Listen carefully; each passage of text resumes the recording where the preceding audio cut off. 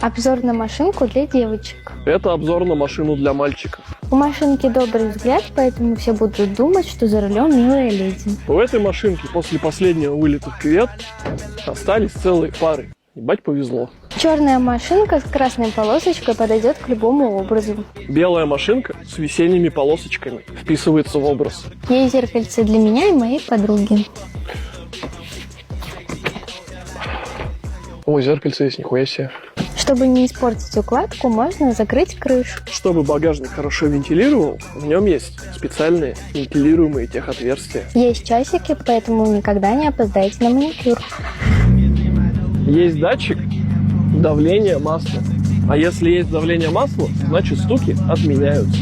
Такую добрую машинку можно купить за 22 миллиона 990 тысяч денежек. Эту злую розетку можно купить за 990 рублей.